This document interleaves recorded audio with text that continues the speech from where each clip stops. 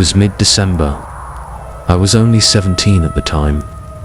And every year, just before Christmas week, my mum had to go on a 3-day business trip for work.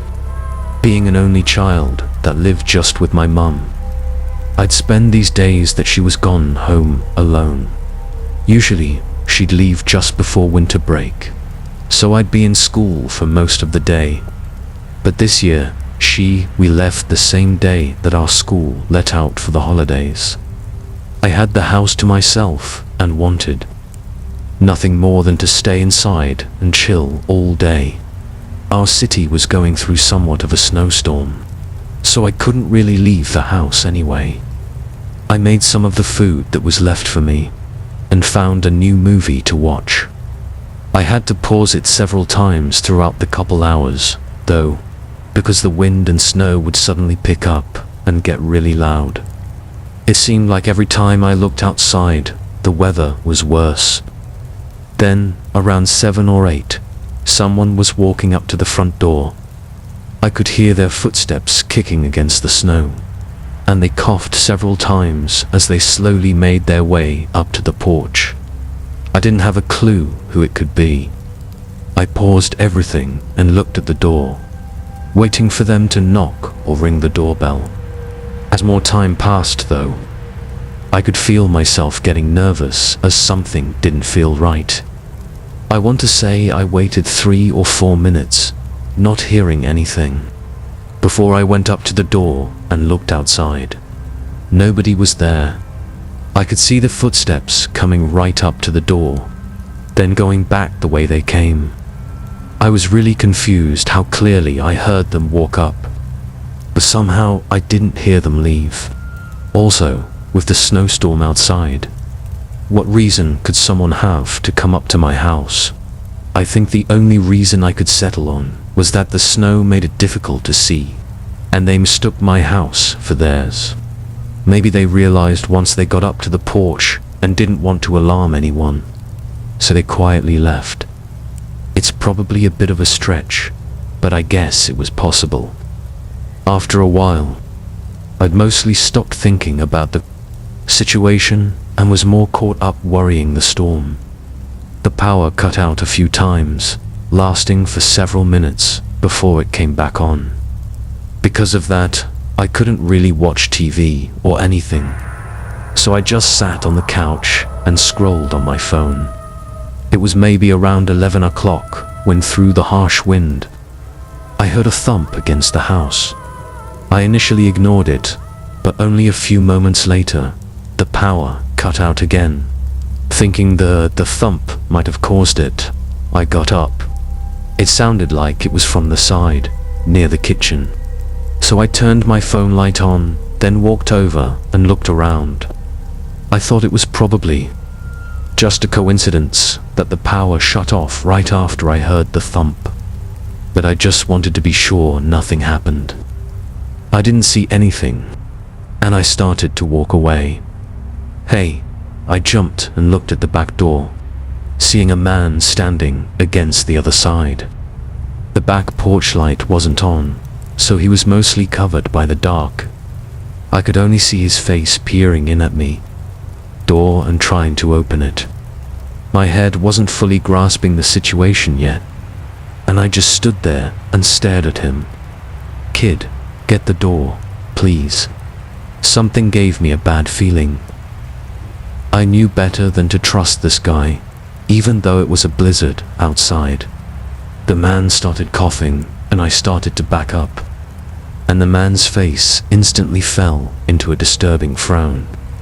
Open the door, he yelled, banging his fist against it several times.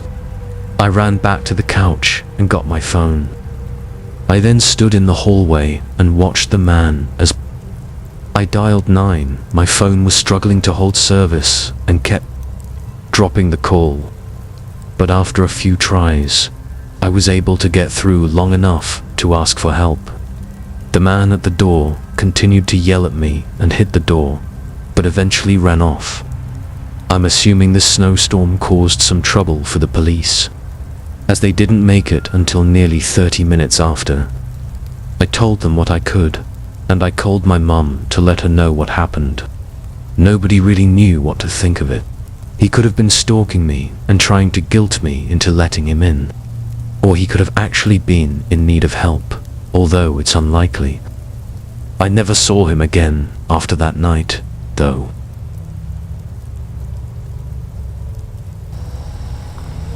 I had visited my family for the holidays and was driving back home.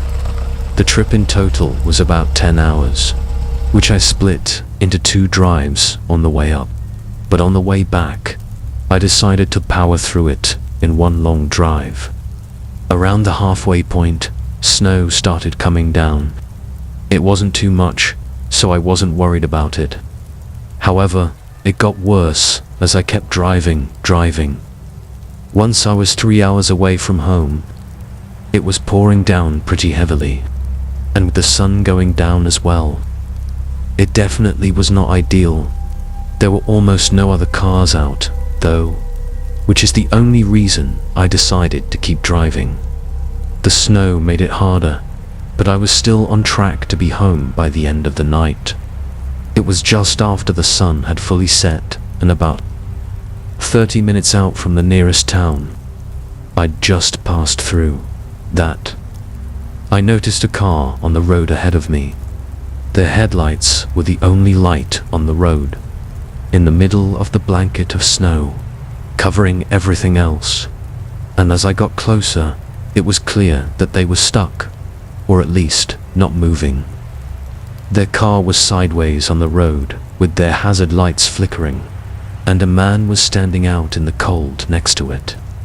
Obviously, with the snow and cold, I really didn't want to stop, but it seemed I didn't have a choice. His car was blocking most of the road off that was paved. I parked just behind him. The man immediately started waving at me and walked up to my window. My car slid and got stuck there. "Can you help me push it out?" He spoke slowly like his English wasn't the best, but hoping I could get back on the road as soon as possible, I agreed to help him.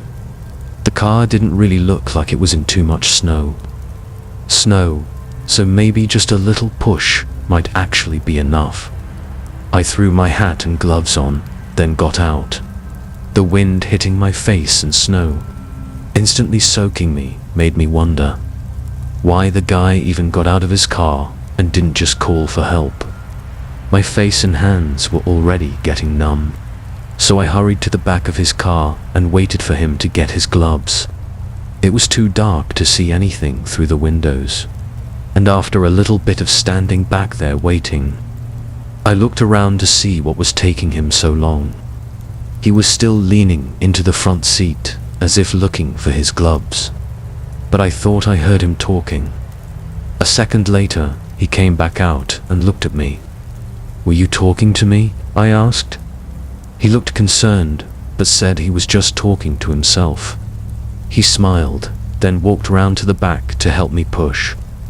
I couldn't help but feel like something had changed, though. His whole demeanor and the situation just felt different. Although I didn't hear what he said, it didn't really sound like he was talking to himself. But if someone else was in the car, then why was he out here alone and asking for my help? All these thoughts came rushing through my head, and I guess for a few seconds I was spaced out. So much so that I didn't notice the man staring at me. His smile had dropped, and he had an eerie look in his eyes, like they were hollow and lifeless, completely opposite of what he looked like before. I didn't even hesitate, beginning to hurry back to my car. Just then, several doors from the car I was just behind opened, and 3 more men got out rushing toward me. I sprinted into my driver's seat, and thank goodness I left my car on because I put it straight in drive and rolled past them, almost hitting one on the way out. I was terrified of possibly getting stuck in the snowbank as the path around their car was very thin, but thankfully I made it around and was able to get away. I put in a report with the police at the closest town, but there were never any updates, as far as I know. I'm assuming the men weren't really stuck and probably left right after I did. I don't know what those men were up to. Of course, I had my guesses. But if I had stayed and didn't leave right when I did, who knows where I'd be.